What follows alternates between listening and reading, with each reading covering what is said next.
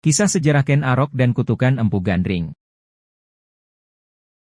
Ken Arok lahir pada tahun 1182, sebagai putra Gajah Para, dari Campara, Bacem, Sutojayan, Blitar, dengan seorang wanita desa Pangkur Jiwut, Nglegok, Blitar.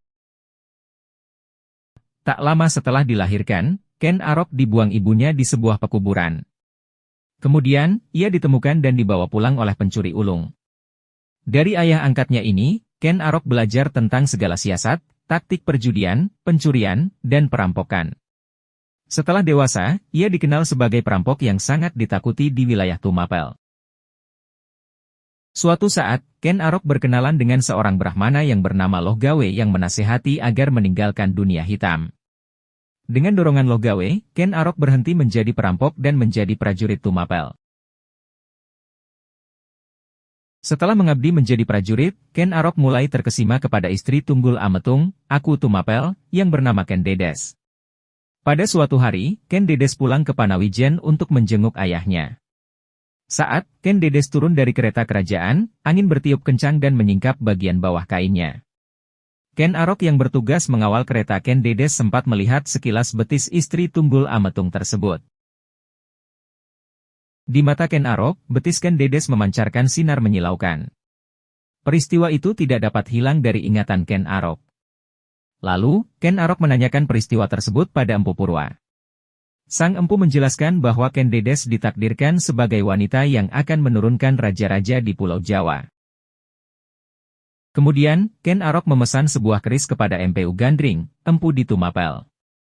Namun, Ken Arok tidak sabar menunggu pembuatan keris yang membutuhkan waktu lama untuk menjadi senjata yang ampuh.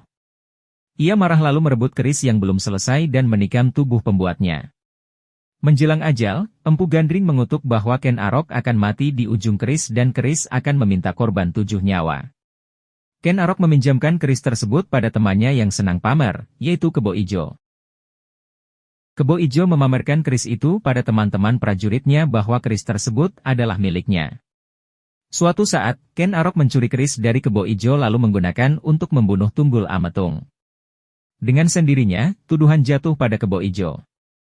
Sementara, Ken Arok berhasil menggantikan kedudukan Tunggul Ametung sebagai aku dan menikahi Ken Dedes. Setelah menikahi Ken Dedes, Ken Arok menjadi aku di Tumapel, dan Ken Arok menaklukkan kerajaan Kediri yang diperintahkan Raja Kertajaya, 1191–1222. Ia mendirikan kerajaan Singasari dan menobatkan diri menjadi Raja Singasari pertama dengan gelar Raja Sabatara Sang Amurwabumi. Kutukan Empu Gandring mulai berlaku, Ken Arok dibunuh dan digantikan kedudukannya oleh Anusapati menggunakan keris Empu Gandring. Anusapati dibunuh dan digantikan kedudukannya oleh Tohjaya. Kemudian, Tohjaya dibunuh dan diganti kedudukannya oleh Ranggawuni, anak Anusapati. Ranggawuni dinobatkan sebagai raja dengan gelar Jayawisnuwardana dan memerintahkan Singasari pada 1227 hingga 1268. Jayawisnuwardana digantikan oleh putranya, Joko Dolok yang bergelar Kertanegara, 1268 sampai 1292. Kertanegara merupakan Raja Singasari terakhir, karena pemerintahannya ditumbangkan Raja Kediri, Jayakatwang. Jayakatwang berhasil dikalahkan menantu Kertanegara yang bernama Raden Wijaya. Raden Wijaya merupakan keturunan Mahisa Wongateleng dan Raja Udayana di Bali.